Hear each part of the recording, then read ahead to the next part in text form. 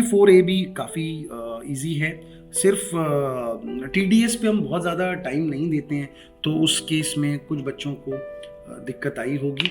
But 4A में जो third part है, कैपिटल रिसिप्ट, रेवेन्यू रिसिप्ट वाला, वो डायरेक्टली आपके ICSI की किताब से ही था, तो बहुत मुश्किल नहीं था।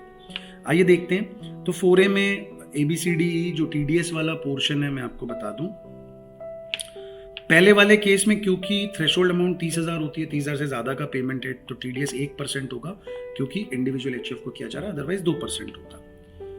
डॉक्टर को कोई पेमेंट किया जा रहा है इंडिविजुअल या HUF के द्वारा इन पर्सनल कैपेसिटी, तो उस पर TDS एप्लीकेबल नहीं होता, अदरवाइज एप्लीकेबल होता है। इमूवेबल प्रॉपर्टी का अमाउंट अगर 50 लाख से ज़्यादा का हो तो फिर 1% का TDS लगता है।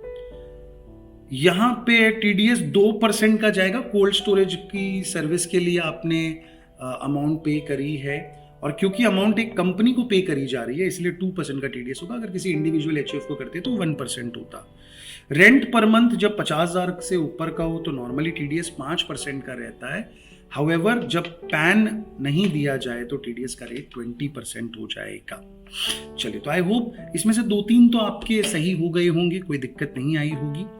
सेकेंड वाला क्वेश्चन बहुत इजी है। This is basically related to simple topic जो बताता है आपको कि आपको स्टैम्प ड्यूटी वैल्यू कौन से दिन की कंसिडर करनी होती है, और दूसरा कि स्टैम्प ड्यूटी वैल्यू कब क्लिक इन करती है, ऑपरेटिव होती है।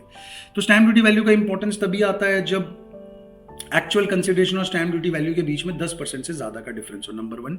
नंबर 2, स्टैम्प ड्यूटी वैल्यू आपको लेनी चाहिए नॉर्मली रजिस्ट्रेशन वाले डेट के, जिस दिन भाई रजिस्ट्री हुई उस दिन का स्टैम्प ड्यूटी वैल्यू ले लो।